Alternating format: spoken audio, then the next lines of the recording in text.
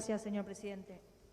Bueno, como venían diciendo mis compañeros de bancada, nosotros no vamos a acompañar este proyecto en esta instancia tampoco, como así no lo hicimos en el mes de diciembre, porque primero que nada entendemos que para paliar la pandemia y la circulación del virus comunitario, como definió el grupo de asesor, lo primero que hay que tomar son medidas económicas para poder limitar la movilidad, como dice el grupo asesor. El grupo, en las varias recomendaciones que hace en el informe de febrero, una de ellas es limitar al máximo la movilidad, incluso dentro de los departamentos con más casos activos. Bueno, limitar la movilidad no es limitar el derecho a reunión, sino limitar la movilidad implica una inversión económica para que la gente que tiene que salir de su casa pueda no hacerlo para evitar el contagio, porque como ya han dicho acá también, la mayoría de los contagios no son en los focos de reuniones o juntadas en plazas, ramblas, etcétera, sino que son en lugares laborales e intrafamiliares, pero intrafamiliares obviamente que alguien lo trae.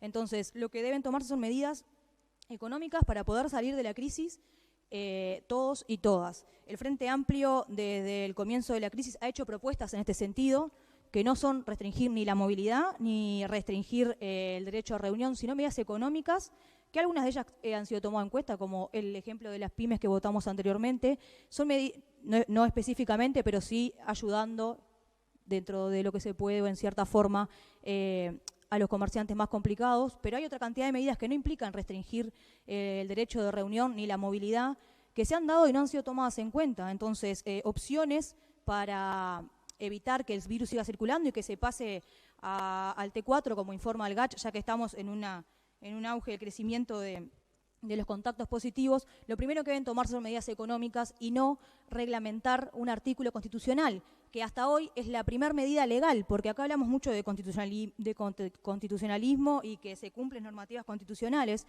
pero la ley, por ejemplo, remite a un decreto que no es constitucional. El decreto no puede limitar la libertad del individuo, debería haber sido por ley o con otras medidas que ya han sido mencionadas por otros legisladores, y no se hizo. Estamos remitiendo un proyecto de ley a un decreto que limita la libertad de los individuos constitucionales.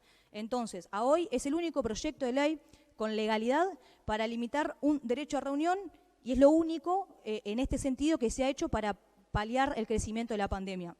Entonces entendemos que no es ni la forma, ni tampoco es efectivo. A la prueba está que en los meses de febrero y marzo hubo una segunda ola de picos de contagio y de casos positivos, estando vigente, porque está en estos días por vencer el plazo del cumplimiento de esta reglamentación. Entonces, estando vigente, no ha tenido la efectividad sanitaria, al menos que se planteaba. Quizás sí ha tenido otra efectividad, que es la arbitrariedad del uso de la fuerza policial, de la cual muchos y muchas somos testigos en este recinto, a través de medios y a través de directamente involucrados. Entonces, la medida sanitaria, como se plantea en la exposición de motivos, tanto en diciembre como ahora, no ha tenido el efecto que se propone.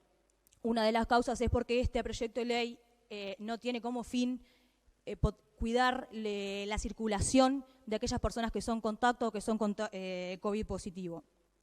También la ley no recoge apreciaciones que se hicieron en la vez pasada, que tiene que ver con ser claros, que ya lo han dicho mis compañeros que me precedieron, ser claros en lo que define. Estamos reglamentando un derecho constitucional.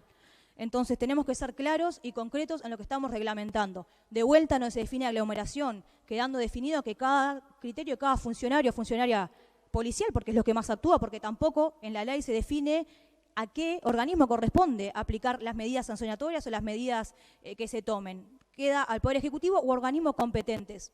¿Cuáles son los organismos competentes? No se define en la ley que reglamenta, de vuelta, insistimos, un derecho constitucional.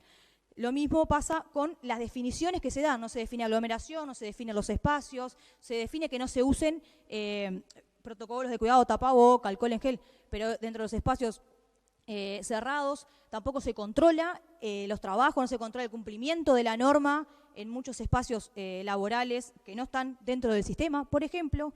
Entonces, deja por fuera un montón de situaciones que deberían ser tomadas en cuenta para reglamentar un derecho como es el derecho de reunión.